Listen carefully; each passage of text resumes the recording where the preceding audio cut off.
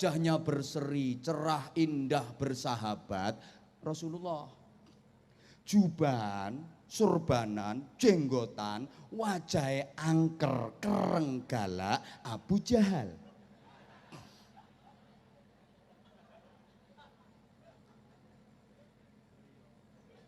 Loh, ya jangan nyalakan siapa-siapa kalau sampean jubahan, surbanan, jenggotan, wajahnya angker diarani itba Abu Jahal.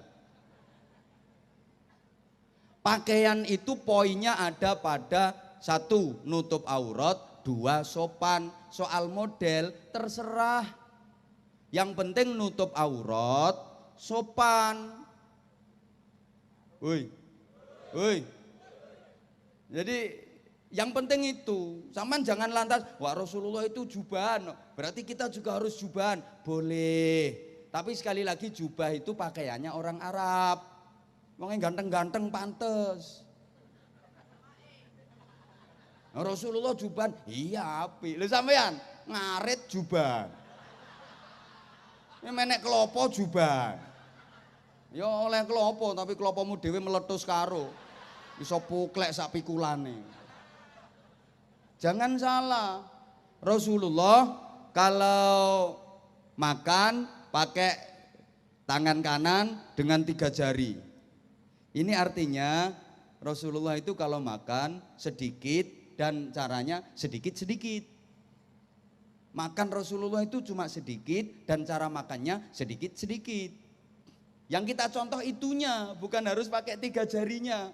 Yang dimakan Rasulullah kurma roti pakai 3 jari enak. Lah sampean mangan soto.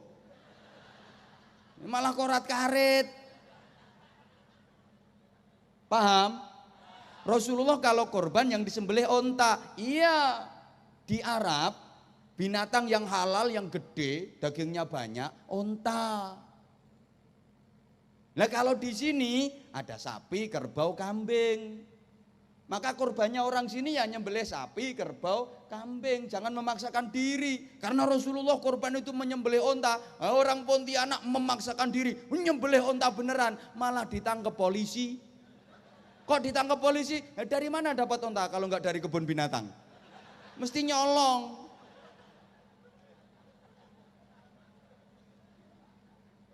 Bu paham bu enggak pokoknya tak sampai ke. Halo. Paham gak? Nah, semuanya rujukannya kepada Rasulullah. Urusan apapun suruh mencontoh Rasulullah.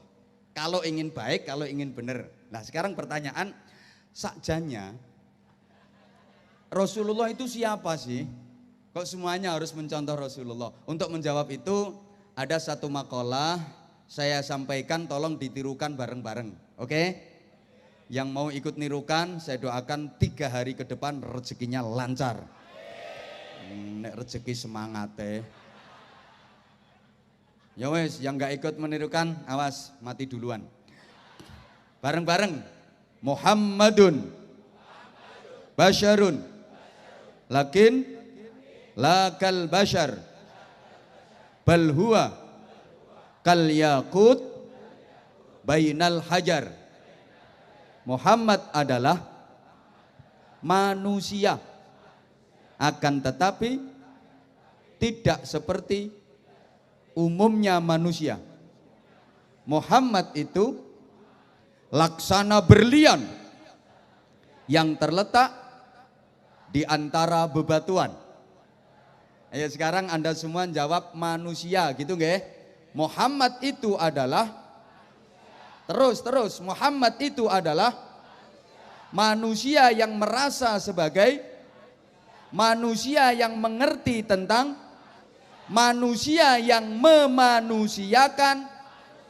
Nah sekarang ganti wong pakai bahasa Jawa.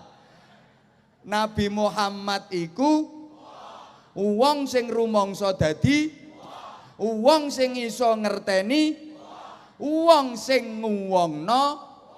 Soale saiki akeh wong sing gak rumangsa dadi, akeh wong sing ora ngerteni, akeh wong sing gak gelem nguwongno. Sing ngono kuwi berarti dudu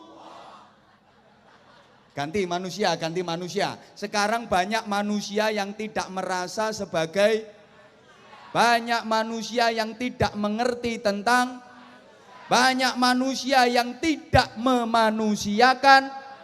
Yang seperti itu berarti dia bukan.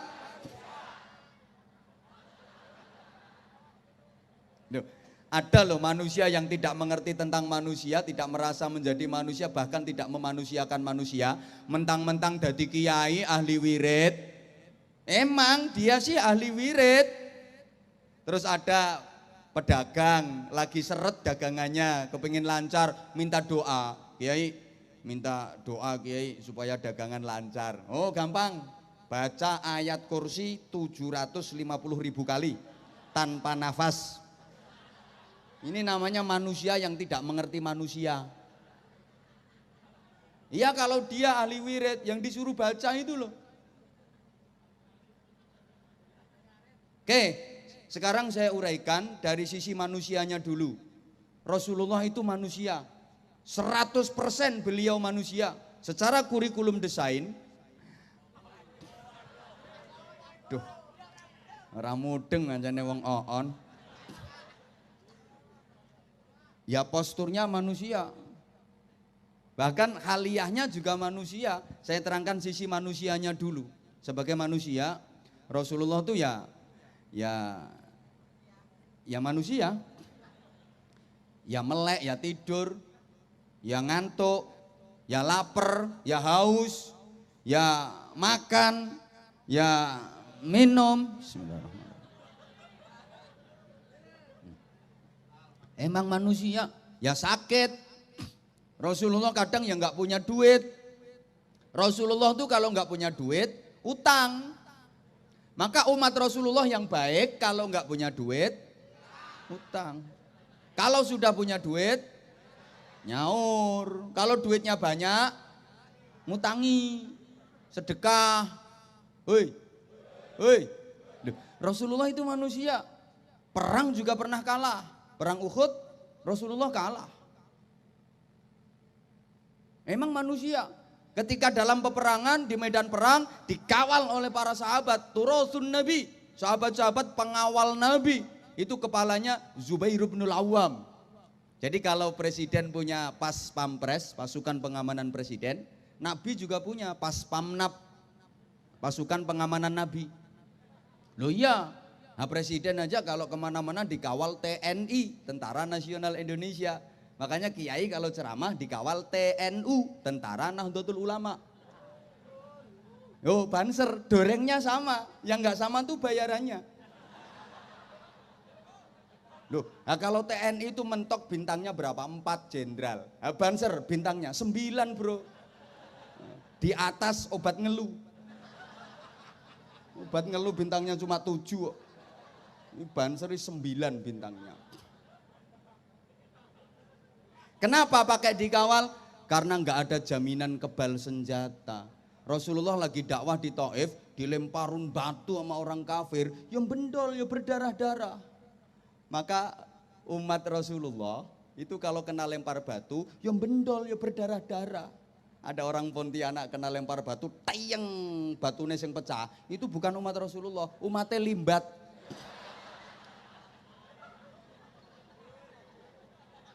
Sebagai manusia, Rasulullah itu pernah kena sihir, pernah kena santet Rasulullah itu.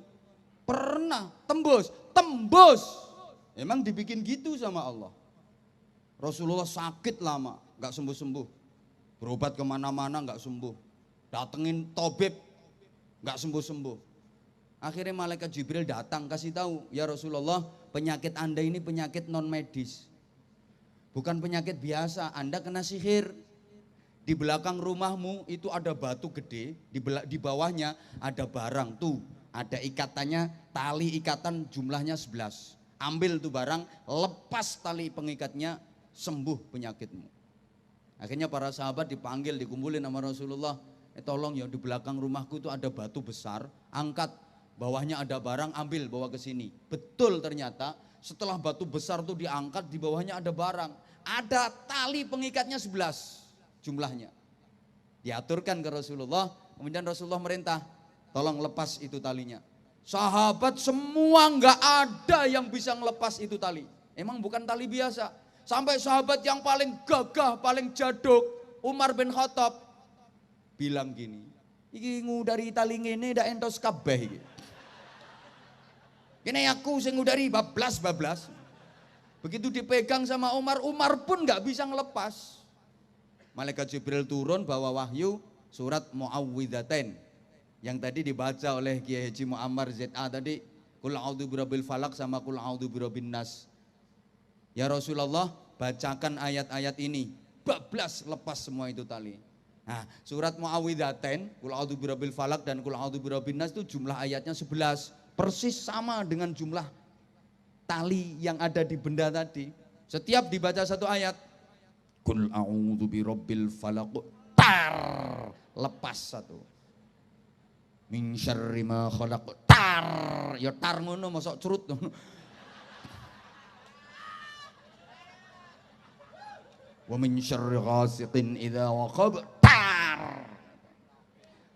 11 ayat dibaca, 11 tali ikatan tuh lepas semua, sembuhlah Rasulullah. Maka semenjak itu Rasulullah setiap mau tidur selalu membaca Muawwidzatain, ditiupkan kedua telapak tangan, diusap-usapkan ke sekujur tubuh. Ini bisa untuk melindungi diri dari sihir. Wis gak usah nang dukun entek-enteki gula. Rasulullah itu manusia, ya pernah diomelin sama istri. Loh, Kanjeng Nabi ya tahu diomeli garwane, ya pure. Bojo ora ono sing genah, tinggal ae lek kesuwen. Tapi Rasulullah purenya enggak minggat, kholwat, iktikaf, zikir, ngono. Rasulullah pernah diomelin istri, apa maneh?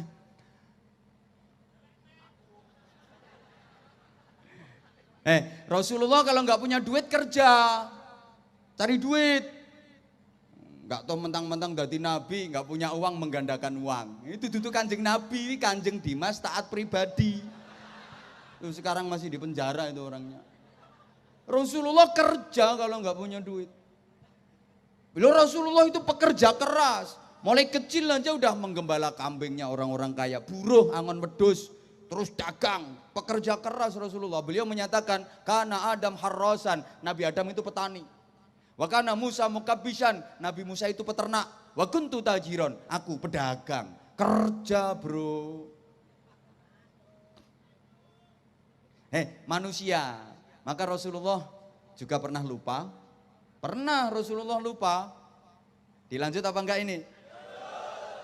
Sholat lupa bilangan rokaatnya. Pernah Rasulullah kayak gitu. Waktu itu sholat duhur berjamaah, Rasulullah sebagai imam, kemudian sahabat-sahabat yang utama, yang alim-alim, yang pinter-pinter, Abu Bakar Siddiq, Umar bin Khattab, Utsman bin Affan, Ali bin Abi Thalib, Zubair bin Awam, Tolha, Abdurrahman bin Auf, hebat-hebat berada di saf awal, di barisan terdepan. Nah, ya biasa, emang yang utama-utama, yang top-top itu kan ya tempatnya dispesialkan. Kayak gini ya yang di atas panggung ini. Nah. Terus ada yang nggak pinter, kalau sampean bilang yo rondo, itu di belakang namanya Dzulyaden. Nah, ketika sholat duhur dapat 2 rakaat, Rasulullah lupa, beliau uluk salam, Assalamualaikum warahmatullah, Assalamualaikum warahmatullah. Nah ini sahabat-sahabat yang berada di soft depan yang alim-alim tuh diem, nggak ada yang negor. Nah kalau jamaah sini kan udah pada paham, pasti langsung subhanallah gitu nggak? Mbok gak nyaut tok. Niatnya zikir sambil ngingetin imam. Kalau niatnya murni cuma ngingetin imam saja tanpa ada zikirnya, niatnya batal sholatnya. Niatnya zikir. Nah ini sahabat-sahabat yang ada di soft awal diem. Kenapa? Sungkan. Orang kalau pinter itu sungkan, isin, malu. Nah, kalau orang bodoh itu enggak punya malu biasanya. Nah, enggaknya orang kalau pinter itu ya meskipun dikasih snack macam-macam, kue di sini enggak dimakan, malu karena pinter. Utuh ini nggak termakan. Coba ini di bawah, amblas sak piring-piringnya. Terus sahabat-sahabat yang di soft awal ini mikir, mau negur gimana? Jangan-jangan sekarang sholat duhur ada perubahan.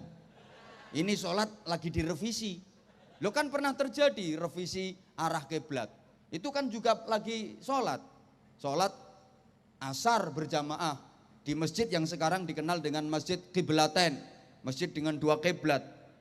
Awalnya sholat itu kiblatnya kan ke Masjidil Aqsa, ke Baitul Maqdis, Palestina itu.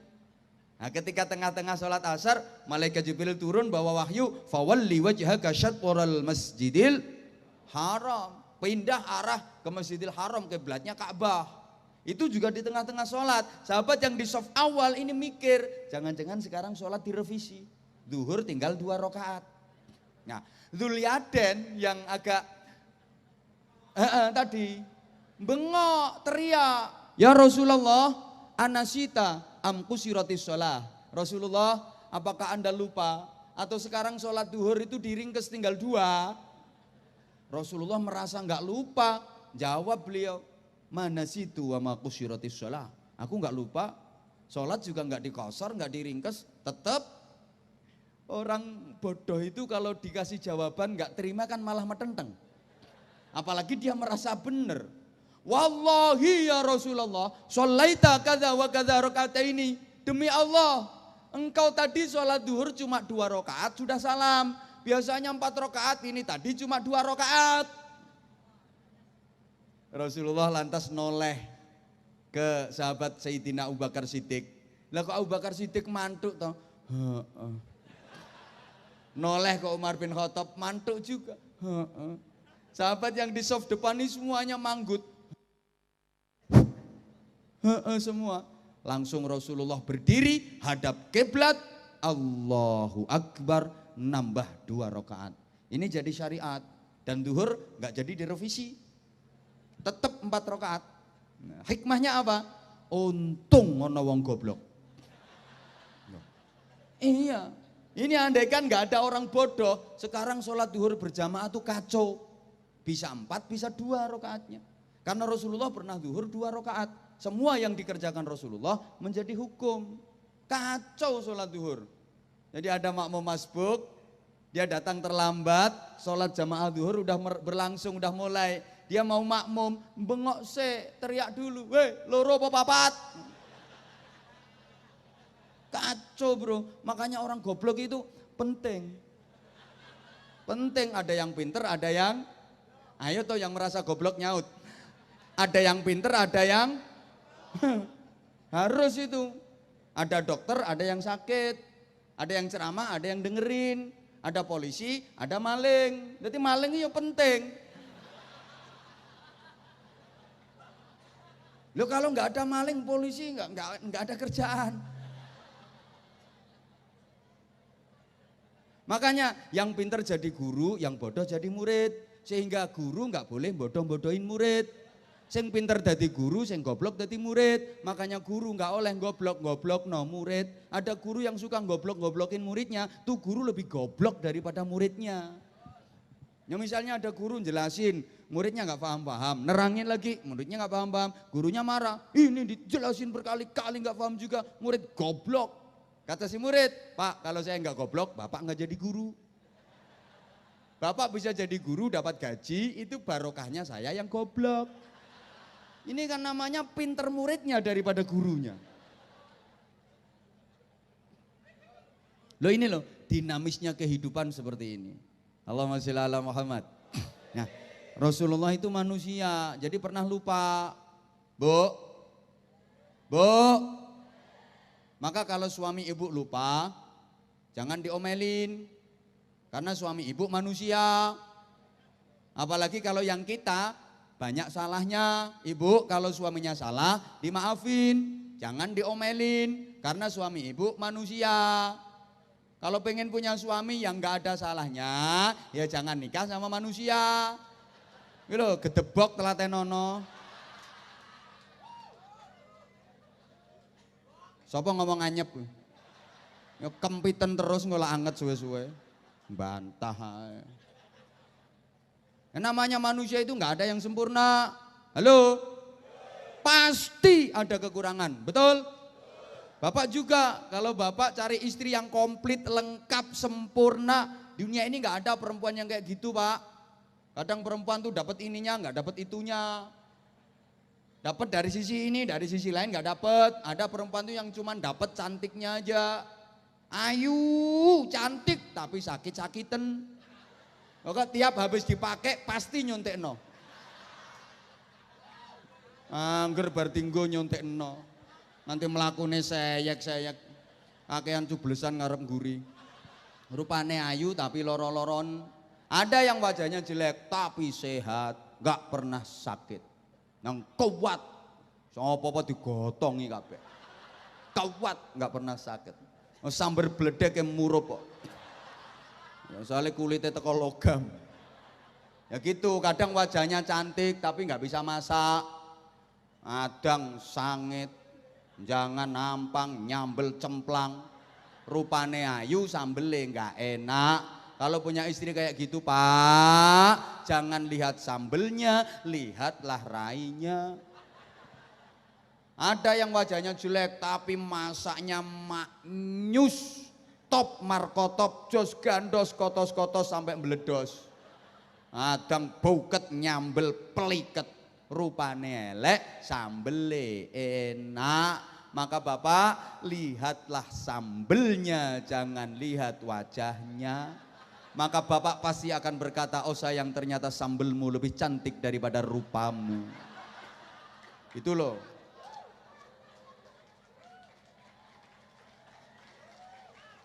Sama Bu, nggak ada laki-laki yang komplit di dunia ini sempurna, nggak ada. Kadang ganteng tapi nggak punya duit. Benar loh. Ada yang kaya, duit banyak tapi gudiken.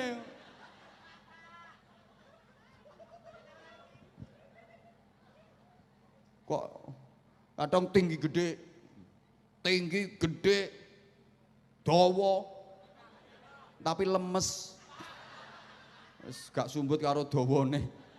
Ana sing cilik ndik metekel tapi pinter penekan. Wis kadung menek imoh mudun. Nek gak dioncitno ora mudun-mudun. Gregeten aku ngene. Halo. Dilanjut gak?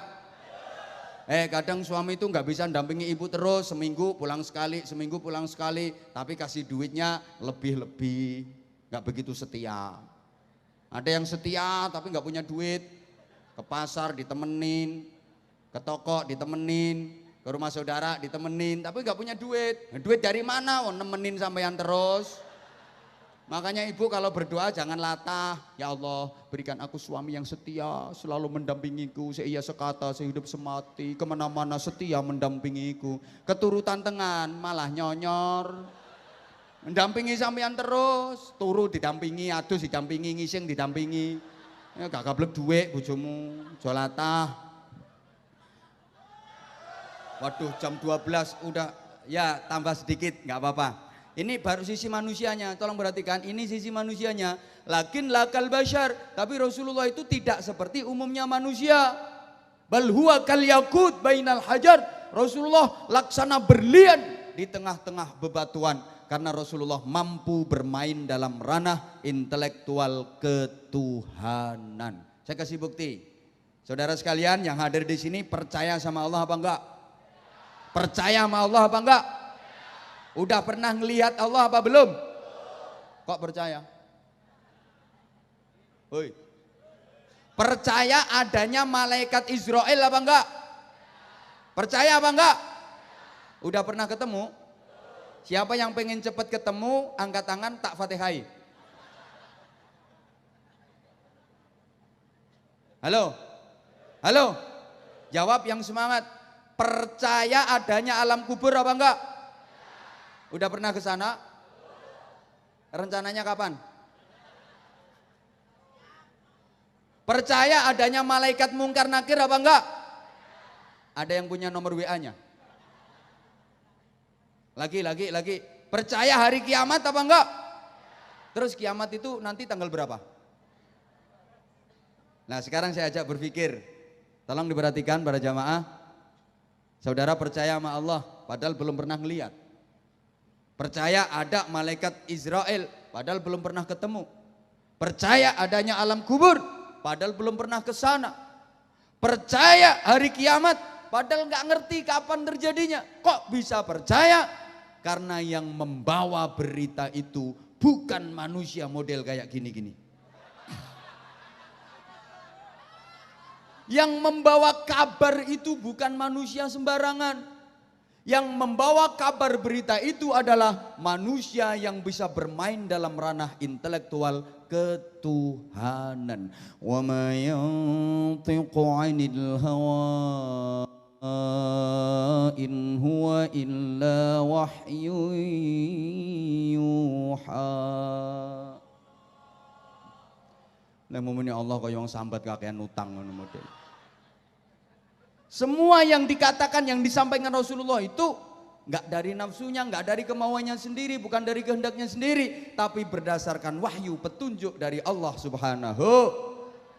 Dan Rasulullah itu membawa citra ketuhanan. Allah sendiri yang memuji langsung, wa innaka la'ala khuluqin azim. Sungguh engkau Muhammad berada pada budi pekerti yang agung. Nilai manusia ada pada budi pekertinya. Nilai manusia ada pada akhlaknya. Apa itu akhlak? Para jamaah sekalian, akhlak adalah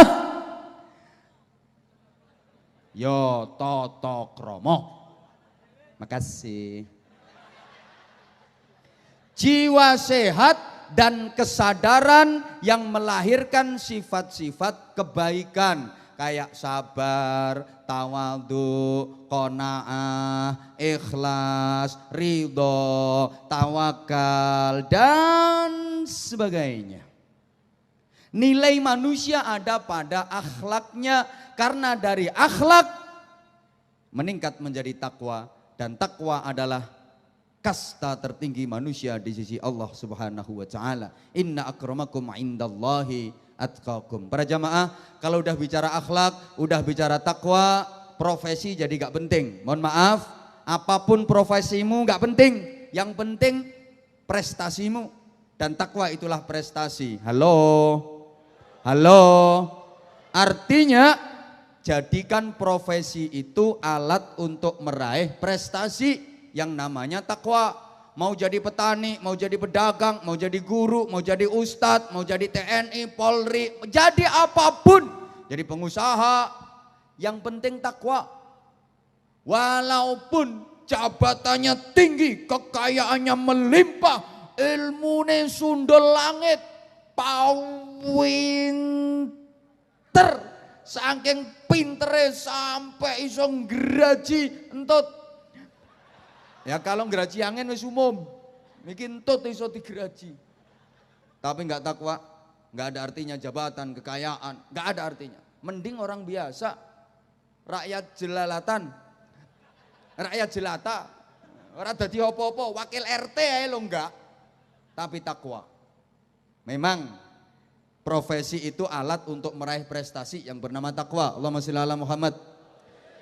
Saya sering sampaikan, ibadahnya kiai itu ya pengajian, wiridan, kiai ya, sambil jadi teladan, jadi contoh. Kalau ibadahnya pedagang, ya dagang yang jujur, jangan suka bohong. Woi, diterusin apa enggak ini? Oke, tak tambah. Kalau ibadahnya guru, ya intisyarul ilmi, menyebarkan ilmu, itu yang pahalanya besar sesuai profesi. Kalau TNI ibadahnya apa? Ya pertahanan, keutuhan NKRI. Kalau polisi ibadahnya apa? Kamtipmas, keamanan. Itu ibadah yang paling gede pahalanya. Bagaimana menjaga wilayah hukum kota Pontianak ini aman. Nih Kapolres ibadahnya paling gede, jangan diiri. Lah kalau polisi poso terus, puasa terus, kadang malah kacau. Nanti ada orang lapor Pak, saya kehilangan motor Pak. Aduh, aku lemes. Ini malah puasanya polisi nggak diterima sama Allah. Maka yang penting gimana wilayah hukumnya itu aman. Ganjarannya paling gede. Makanya dan izin, poso arang-arang nggak apa-apa. Sing penting wilayah hukum sini aman gitu loh. Terus gak ono cegatan.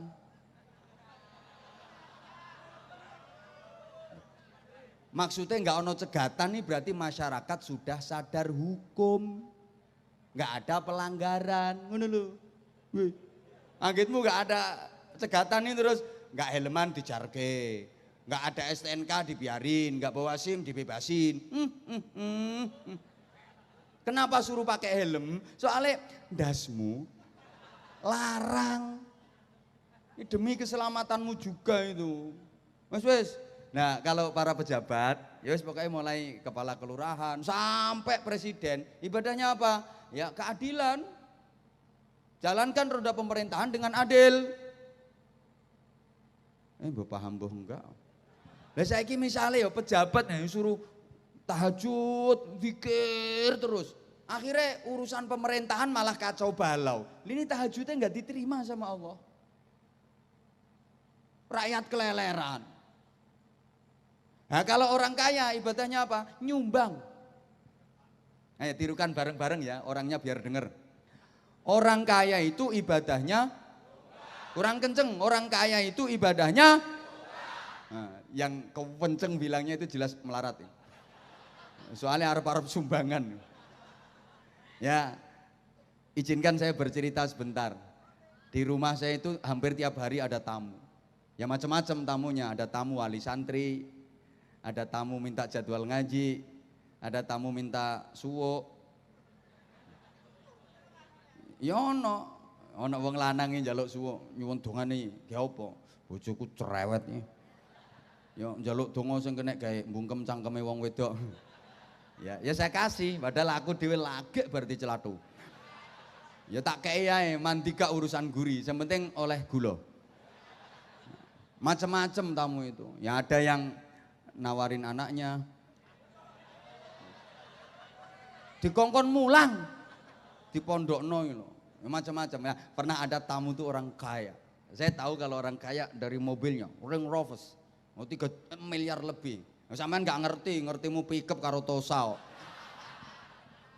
Ini orang kaya, terus saya ajak keliling pesantren, lagi bangun, alhamdulillah. Terus ini bangun gedung untuk tahfidzul Qur'annya setelah lantai 3 di Madrasah Diniyah Putri. Terus nah, ketika saya cek keliling tuh dia ngomong, luar biasa ini perkembangan pembangunannya. Saya doakan Kiai mudah-mudahan cepat selesai. Saya langsung ngomong, aku nggak perlu dongomu.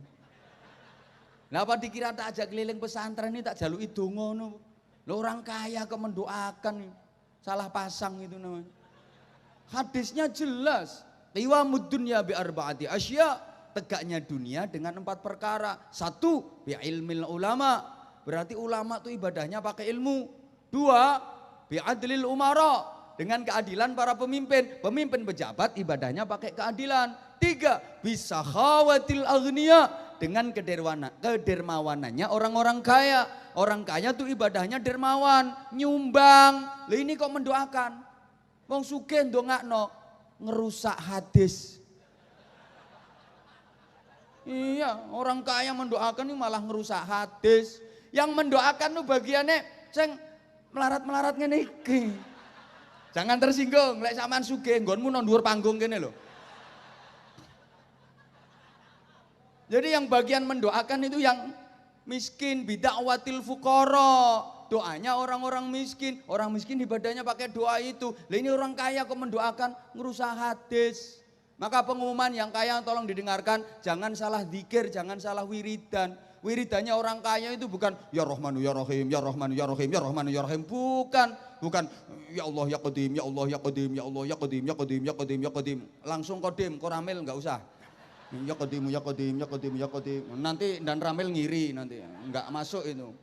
Zikirnya orang kaya bukan ya hadi ya alimu ya khabir ya mubin, ya hadi ya alimu ya khabir ya mubin. Bukan ya sami'u ya basir, ya sami'u ya basir, ya sami'u ya basir. Bukan. Orang kaya tuh wiridnya ya besi ya semen, ya besi ya semen, ya pasir ya bata, ya besi ya semen, ya pasir ya bata. Ya kayu, ya pintu ya jendela, ya cek ya giro, ya rekening, ya transfer. Wong sugih kok ya sami'u ya basir. ada bagian sendiri-sendiri. Maka Rasulullah sukses karena didukung dengan 5 kekuatan orang-orang di sekitar beliau. Ada Sayyidina Abu Bakar Siddiq, ada Sayyidina Umar bin Al-Khattab, ada Sayyidina Utsman bin Affan, ada Sayyidina Ali bin Abi Thalib, ada Khadijah binti Khuwailid. Satu, Abu Bakar Siddiq orang tua yang alim, bijaksana. Nah, daerah, kampung itu harus ada orang yang dituakan, yang bijaksana. Sehingga punya wibawa. Kalau ada yang mau nakal di lingkungan situ, enggan, takut, sungkan. Ojo mendem no kono. Sungkan karo kae lho. Sing udeng-udengan kae lho. Harus ada. 2, Umar bin Al-Khattab, pendekar, gagah, berani, adil. Harus ada. Kekuatan militernya kudu ono. Harus ada. Biar punya wibawa. 3, Utsman bin Affan, santri ekonom, kaya, dermawan, sugih, loman. Nek sugih tok gak penting. Sugih medit atok mati. Ngerusak aturan. 4, Ali bin Abi Thalib, pemuda, intelek, cerdas, kritis, pemberani. Harus ada, pemudanya harus dikader, regenerasi. 5, Khadijah binti Khuwailid, istri setia yang selalu mendampingi, mempertaruhkan harta benda, waktu, tenaga, jiwa, raga, bahkan nyawa sekalipun. Maka ingat laki-laki, di balik laki-laki yang sukses pasti ada perempuan yang tahes. Dan di balik perempuan yang sukses pasti ada laki-laki yang stres.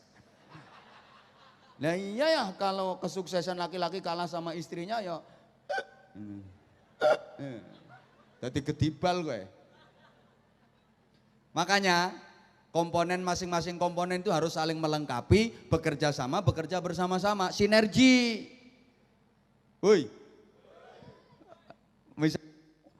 mau membangun masjid, 10 orang rapat, ya kiai semua, yakin gak jadi bangunan masjid? Siji buka kitab, siji golek takbir, satunya baca Quran, satunya muter tasbih, yang nggak jadi bangunan masjid. Apa dipikir bangun masjid itu cukup Allahu Akbar, menara mudun gelodak?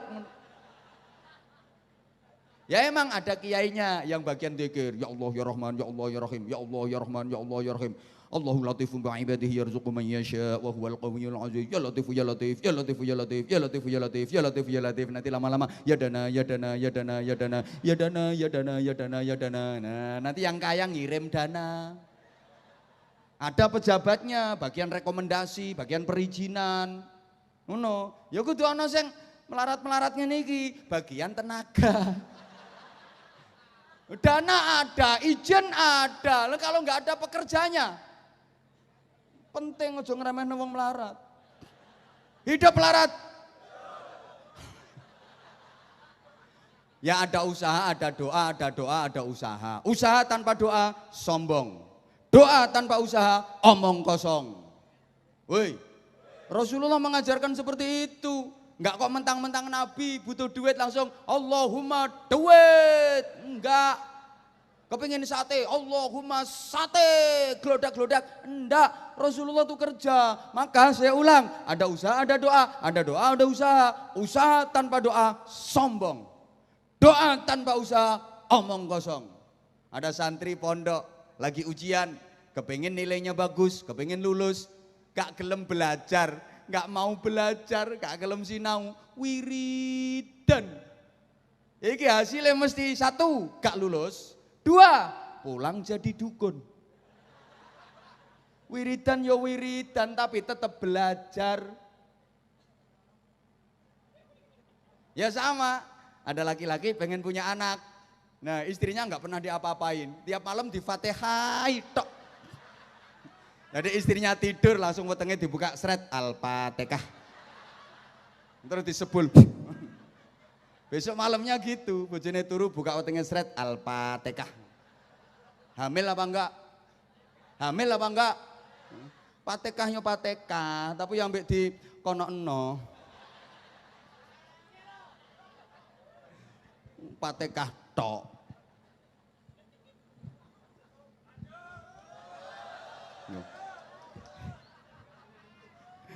Ini udah ganti hari. Sekarang udah masuk hari Sabtu karena udah jam 12 lewat. Jadi ini saya ceramah udah 2 hari. Mulai Jumat sampai Sabtu. Ini gile, sangune piro. Nengka oleh mari. Nah, ya wes mbok tantang nggak apa-apa. Mumpung kumat. Bagaimana Rasulullah? 5 menit aja nggak usah suwe-suwe. Karek Kapolres tane wani nambahi apa ora? Ngene menengo kowe. Iku urusanku karo beliau kok.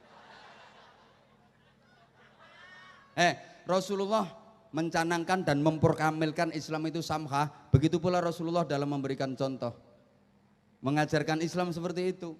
Dan itu yang dibawa oleh para wali ke Indonesia dalam menyebarkan Islam. Tolong perhatikan, tanpa kekerasan, tanpa paksaan, tanpa poyok-poyokan, gontok-gontokan, tapi melalui cara yang damai. Lewat perdagangan, pernikahan, silaturahim, tanpa konflik, Islam menyebar di Indonesia. Satu-satunya negara di dunia yang agama penduduknya berubah menjadi mayoritas Islam tanpa perang, hanya Indonesia. Ini catatan penting. Masuknya Islam ke Irak melalui perang, masuknya Islam ke Rusia melalui perang, masuknya Islam ke Spanyol melalui perang, tapi Indonesia tidak. Kenapa? Karena para wali dalam mensyiarkan Islam tidak hanya mengandalkan intellectual quotient, tapi juga memadukan dengan emotional quotient. Kowe kira ngerti kowe potonganmu. Duh. Jadi ini agama, ini budaya. Ini syariat, ini adat. Ini Islami, ini tradisi. Tidak dipertentangkan, tapi dijodohkan. Tak jelas meneh, tak jelas meneh. Mikir kok lali piye. Karena para wali paham kultur masyarakat Indonesia yang beda dengan kultur masyarakat Arab. Kalau masyarakat Arab mantan Yahudi, mantan Nasrani. Kalau masyarakat Indonesia mantan penganut kepercayaan, mantan klenek. What is the klenek? Klenek itu bangsane Nyi Blorong, Nyi Roro Kidul, Nyi Roro Lor, Nyi Roro Wetan, Nyi Roro Kulon, Nyi Roro Pojokan, Mak Lampir, Nini Pelet, Gerandong, wa ala alihi wa ashabi ajmain. Sehingga gaya berdakwah di Indonesia harus beda dengan gaya dakwah di Arab. Karena kultur masyarakatnya beda. Yang beda bukan akidahnya, yang beda bukan syariatnya, tapi gayanya. Paham? Paham? Saya ulang, yang berbeda bukan akidahnya, yang berbeda bukan syariatnya, tapi gayanya. Karena beda acara, beda gaya. Seje desa mawa cara. Silaturahim sama upacara gayanya harus beda. Tahu upacara bendera? Subhanallah, ngajak terus gak nyaut. Tahu nggak upacara bendera? Ya seperti itu gaya dari upacara bendera. Misalnya lagi di halaman wali kota di alun-alun lah ada upacara bendera. Yang jadi inspektur upacara wali kota. Kemudian di depan wali kota sebagai inspektur upacara itu ada namanya komandan upacara, anggota Banser. Anggota Banser sebagai komandan upacara kalau ngomong ke inspektur upacara, walaupun inspekturnya itu wali kota, anggota Banser sebagai komandan bentak-bentak. Lapor, upacara siap dilaksanakan.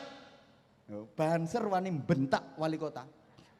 Karena itu gaya upacara, wali kota jawabnya santai, laksanakan. Duh, udah nyantai, makanya ya wali kota terus yang makili ya, pejabat utama Polda, Kapolresta ini harus nyantai. Nyantai, nggak usah banyak omong. Nggak pantas kalau banyak omong, pantasnya itu nyumbang. Jadi, Ngomongnya nyantai, laksanakan. Loh, udah nyantai masih dibentak lagi sama komandannya. Siap, laksanakan. Itu memang gayanya upacara, walaupun Banser bentak-bentak wali kota. Masa Banser dibilangin laksanakan? Insya Allah Pak. Nyuwun pangestunipun nggih. Ini bukan upacara. Tapi kalau lagi sowan ke wali kota, silaturahim, apalagi mengajukan proposal minta bantuan, nggak boleh bentak-bentak. Oh, jaluk bantuan, wali kota. Ini proposal. Jaluk duit, gawe acara, kabukei antemi. Ya dipongor gue. Gayanya harus, mohon izin Bapak Wali Kota, ini kami mau bikin acara karena membutuhkan biaya sehingga kami mengajukan proposal mohon bantuannya. Ngono. Siapa ngomong kulino? Ayo balenono mana? Diulangi wong kok. Woi, saya kasih contoh lagi. Ya ya. Durang-durung kono enak kari ngrungokno. Coba tolong perhatikan. Gaya salaman musafahah. Kalau orang kita kan salaman ya jabat tangan biasa ngene. Salaman biasa nggih. Kalau santri ke kiai sungkem cium tangan, kadang bolak-balik, bolak-balik. Itu memang gaya salaman di sini, tapi gaya Arab beda lagi. Orang Arab itu kalau salaman gayanya tangan ketemu tangan pegang erat, cek. Kemudian ini pundak kanan, tatapan pundak kanan, del, pundak kiri, tatapan del, nah terus irung cucuk-cucuan. Iran beda lagi gayanya. Orang Iran itu kalau salaman ketemu nah, tangan kiri pegang kepala, tek. Ini sebagai penghormatan. Nah, kemudian jari tangan kanan yang paling tengah ini mengetak, cetok. Ini penghormatan, pegang kepala, terus iki driji tengah sing gede dhewe nggo ngetak, cetok. Nanti ketemu orang ya tek, cetok. Tek, cetok, terus dikecup. Ini gaya salamannya. Di sana. Orang Eropa cipok-cipokan.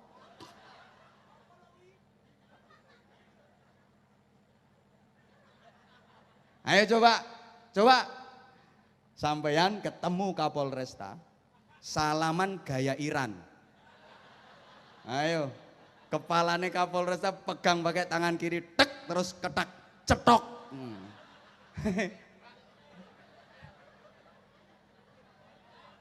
Bukan salah salamannya, salah gaya. Salaman anjuran agama.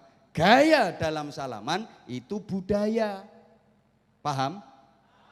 Mengucapkan salam. Kalau di kita santri ketemu kiai, assalamualaikum. Nek perlu ndelosor. Ya apa enggak? Ya apa enggak?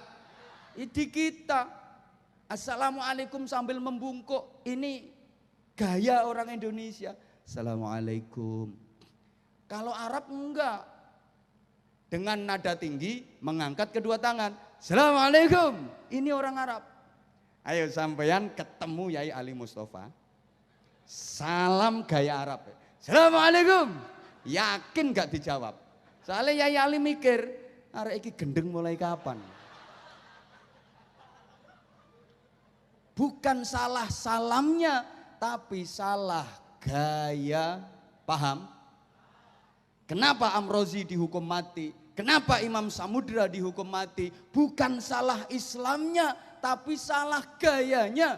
Gaya Islam Irak, gaya Islam Syria dibawa ke Indonesia, resiko hukuman mati. Ngono bro. Kamu orang Indonesia, gayamu jangan sampai tidak Indonesia. Boh paham boh enggak ngene. Woi. Maka Sunan Derajat itu kalau nasihati orang jangan kalah sama kata. Jangan kalah karo kodok. Maksudnya apa? Lo kata itu kalau dapat nikmat ngaji dia. Dapat hujan, kalau nggak percaya lagi ada air yang menggenang itu, katak disulap sama Sunan, ngaji. La in syakartum la azidannakum wala in kafar. Oh, kodoke ngalehno kene. Sunan Giri itu belajarlah dari tawon. Loh, orang kok suruh belajar dari tawon? Lah tawon kalau lagi terbang itu menurut pendengaranmu kan cuma geremeng. Padahal itu dia lagi zikir. Allah Allah Allah Allah Allah Allah Allah Allah. Sesungguhnya begitu. Allah Allah Allah Allah Allah. Kalau nggak percaya pegang satu tempelin ke kupingmu. Dengerin. Engko lek wis kadung kesetrum, ya Allah. Soalnya cangkemmu dadi sound system. Dikir, jangan kalah sama itik. Itik bebek itu selalu bertasbih. Sampean aja dengernya. Itu sesungguhnya dia lagi subhanallah, subhanallah, subhanallah, subhanallah. Subhanallah. Sapi aja habis dapat nikmat itu, syukur. Habis makan, habis minum tuh sapi bilang, alhamdulillah. Siapa ngomong miripmu? Makasih.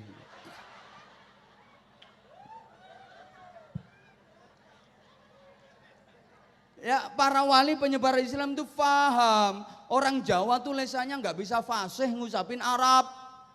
Sehingga syahadatain nggak bisa, jadi sekaten.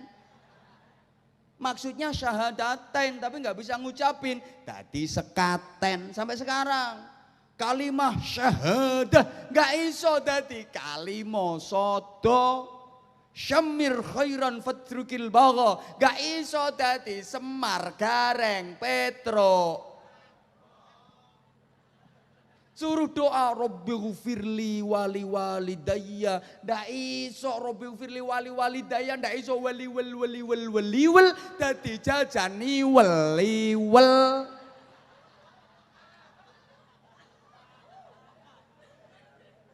Karena lisanul Jawi, lisanul onde-onde wat tempe. Coba salahno Al-Fatihah wong lisan Jawa. Le wong Bali kon muni sirotol mustaqim ra iso, sirotol mustaqim. Kowe ra tau nang Bali kok. Wong Jawa Abdurrahman ya Dorakeman. Mungkin nek wong Madura Abdurrahim Dorasim.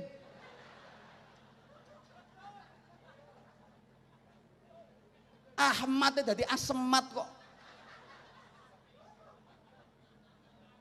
Cak Madura Ahmad sobung sih beda Asmat.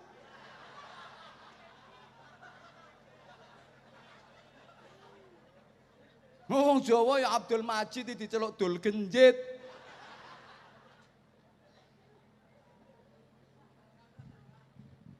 Nah, Ustadz Muammar ini gak sampai 1 jam. Aku sudah hampir 2 jam. Ini panitiane di panitiane. Akeh ndi.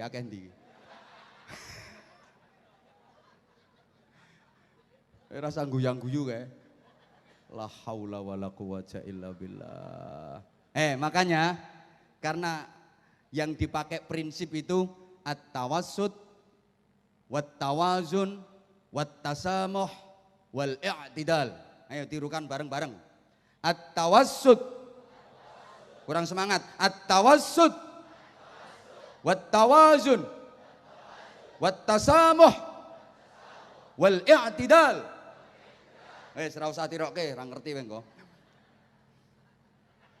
Moderat, berimbang, toleran, berkeadilan. Sehingga para wali dalam menyebarkan Islam tidak pernah menghujat, mencaci maki, memusyrik-musyrikkan, gak pernah mengkafir-kafirkan orang lain.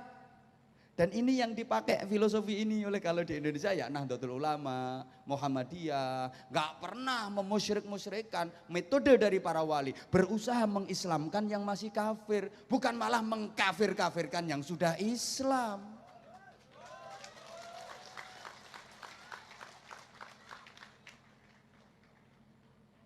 Padahal ora paham lho tepuk tangan. Paling banter mengharamkan. Wih mengharamkan lihat-lihat rokok haram. Ntar dulu kalau mau jadi sponsor pengajian nggak haram. Ya Allah, ribet perkara sing ngono-ngono iku. Sorry ya. Halo. Islam di Indonesia nggak kenal ekstremisme, nggak kenal radikalisme, nggak kenal terorisme, nggak kenal bom, paling kenale bos.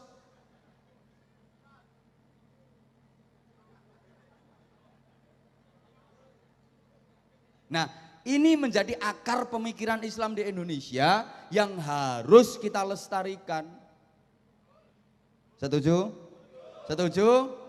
Nah, wis sepakat NKRI harga mati, Pancasila sebagai falsafah negara. Lha ulama sing alim-alim setuju. Lah potonganmu kok ora setuju. Kowe iki lho iso apa? Wes sakmene ae setengah siji, nek kurang ya kapan-kapan ngundang maneh. Ya mohon maaf, sebenarnya sih masih banyak yang ingin saya sampaikan, tapi karena udah jam 00 lebih 30 menit, saya tadi udah sampaikan ini udah ganti tanggal, ganti hari, berarti ini ceramah terlama di dunia, 2 hari. Pasti ada kekhilafan, banyak kesalahan, saya yang dhaif, saya yang bodoh. Kepada semua pihak yang berkenan, yang kurang berkenan, saya mohon maaf yang sebesar-besarnya. Subhanakallahumma wa bihamdik, asyhadu an la ilaha illa anta, astaghfiruka wa atubu ilaik. Aqulu qawli hadza wa astaghfirullahal azim li wa lakum. Wassalamualaikum warahmatullahi wabarakatuh.